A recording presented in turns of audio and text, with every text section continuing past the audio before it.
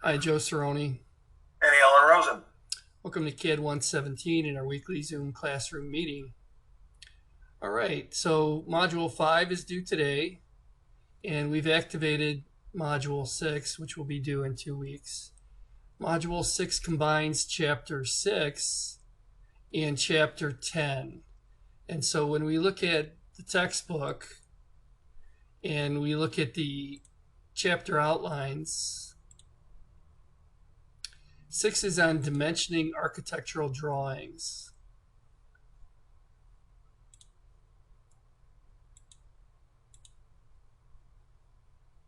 And my book is glitching. Let's see if 10 shows up. Okay, maybe that'll help. There we are.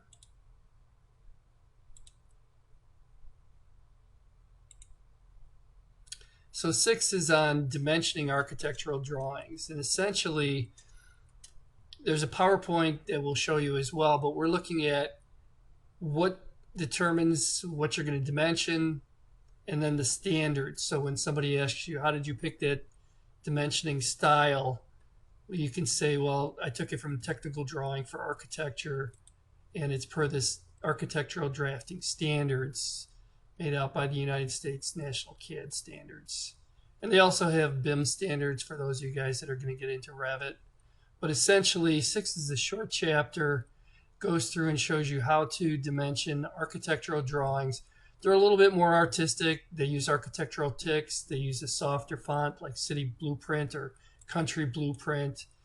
When you use leaders, they'll have the leaders with a spline. And so it goes through some of the technique here as far as to how to work with quick leaders and to be able to create like that spline type leader shown right here. And it's really quite easy. If you go to the leader setup in your drawing, and then if I'm in here in this viewport, and I want to put in a leader, I can go to my multi-leader, and they have multi-leader styles, and so you can go to your multi-leader style and you can modify it because this one doesn't have the spline, and so you can set it for a spline. And then you can go, just like in these dimension styles, you can go through and set up how you're going to scale these and what the default text style would look like. And so if I was going to work with this standard style, I can go and set that. It's set at City Blueprint, and I can cancel out of this. I can OK this, set it current, and close it. And then when I put in an architectural leader, it's just kind of pretty.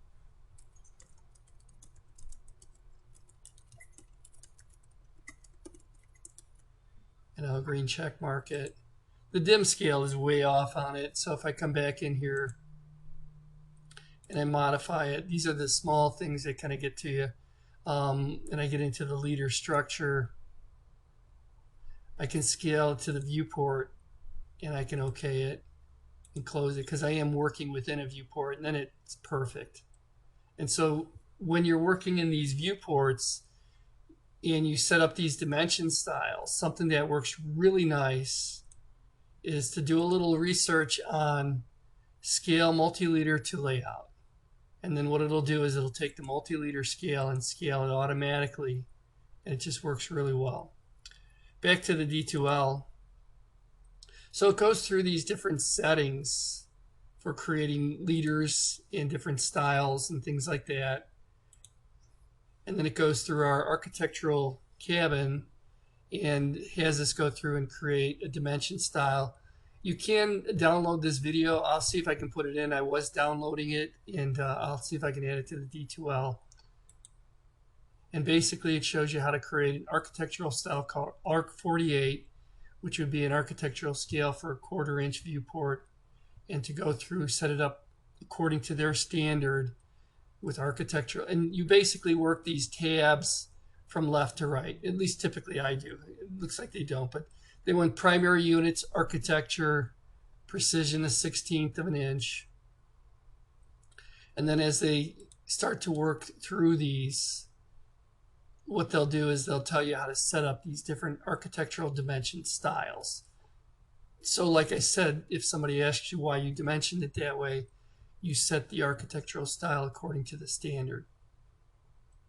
And then there's nothing changed on the lines tab. The text tab, they have it set at standard. Text height's a 1/16 of an inch. On the fit tab, either text or arrows besides dimension line. And they have this one set up for an overall scale of 48, which means they're working at its scale of 1/4 of an inch equals a foot, because 48 is the common denominator. And so that's the old school hard way to dimension it and set up your dimension scale. If it's 1/4 of an inch equals a foot, it's 48. 1/2 of an inch equals a foot, then it would be half of that, or 24. And so it goes through and just teaches you how to dimension that. And that's all there's to it. 6 is really quite easy. And then when you look at chapter 10, and it's actually 9, I think, in here, blocks. I think they changed it. What they do is they have us go through and put this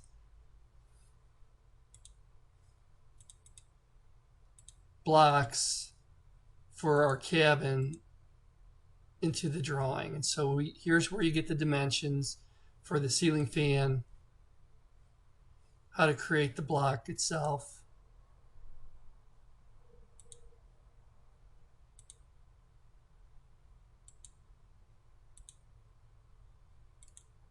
And then in the exercise, it goes through and shows you how to annotate and add all the other things for the guest cottage. So we do quite a bit of work on the guest cottage here. We go through and add the tub. They make you draw the whole thing. And same with the toilet and the ceiling fan and the lights. And then they have you put the wiring in, adjust the LT scale. And that's it. Like I said, there are publisher videos, and I'll see if I can snag those and put those in there for you. All right, back to the D2L. Back to content. And so here in Module 6, we show the completed drawing. Here's the lecture in PowerPoint for 10. Here's the lecture in PowerPoint for 6. 6 goes through dimensioning. 10 goes through blocks. Some additional information, if you look at the PDFs, same thing.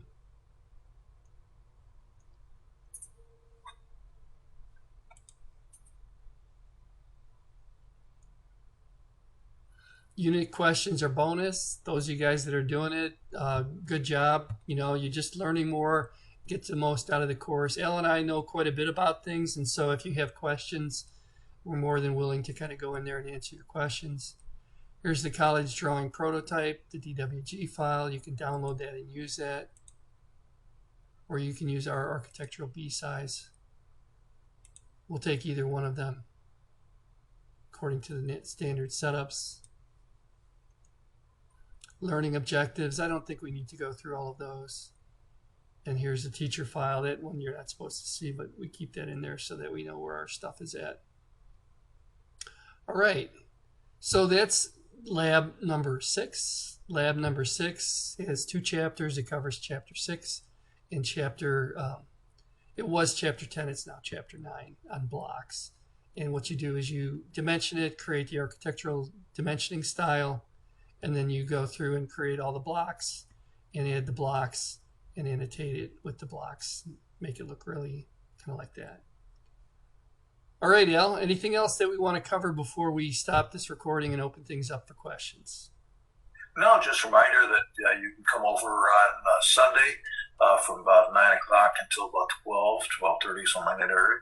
Or on Wednesday morning, I know everybody works, but we still keep the option open that we're going to get there by 9 o'clock and get out of here by about 12:30 also. That's right. Sunday's a good day if you want to get some extra help with tutoring. All right, with that, I'm going to stop the recording, and then we'll open things up for questions.